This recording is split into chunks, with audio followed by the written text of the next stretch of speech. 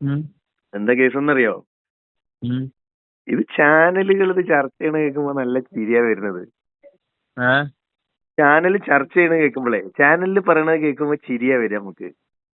ചാനലുകാരെന്താ പറഞ്ഞ പിന്നെ ആരാ ചാനലുകാര് ഇവർ ചാനലുകാർക്ക് സത്യം പറഞ്ഞാല് 1/2 കിലോ ഗോൾഡ് ഇതുവരെ കണ്ടിട്ട് പോലും ഉണ്ടാവില്ല, മര്യാദക്ക് കൈകൊണ്ട് പിടിച്ചിട്ടുണ്ടാവില്ല. ഒരു കാരണം അവർക്ക് ഇതല്ലല്ലോ പരിപാടി.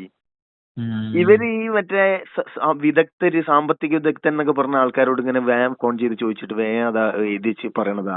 പക്ഷെ ഇത് യഥാർത്ഥത്തിൽ എന്താ സംഭവിക്കുന്നത് അറിയാം എനിക്ക്.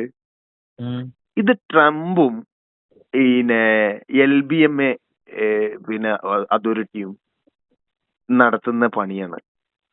ഏ ഈ കേറ്റല് ഇവര് ചെയ്യുന്നത്, ഇവർക്ക് ചെയ്യാൻ പറ്റും. ഇത് നമ്മൾ വിചാരിക്കുന്ന പോലെ ഇപ്പത്തെ സാഹചര്യത്തിൽ ഇത് പറ്റും. ഓല കയ്യിൽ തന്നെയല്ലേ, ഓല് ഫുള്ള് എല്ലാരും ഇൻവെസ്റ്റ്മെന്റ് കൊണ്ടുപോകുന്ന ഒറ്റ പൊട്ടിക്കല്. പിന്നെ അപ്പൊ അതിന്റെ മാർജിൻ ഫുള്ള് ഓൽക്ക് തന്നെയല്ലേ വരിക. ഈ ട്രംപ് ഒരു പിന്നെ കോയിൻ ലോഞ്ച് ചെയ്തിട്ടുണ്ടായിരുന്നു, ഒരു എന്താ ആ ക്രിപ്റ്റോ കോയിന്, അയാളെ പേരിൽ ആ തന്നെ. ഈ സാധനം ഒറ്റയടിക്ക് പിന്നെ കേറ്റിയിട്ട് പിന്നെ ഒരു ഒറ്റ ഇതായിട്ടിട്ട് പൈസ കിട്ടിയോ?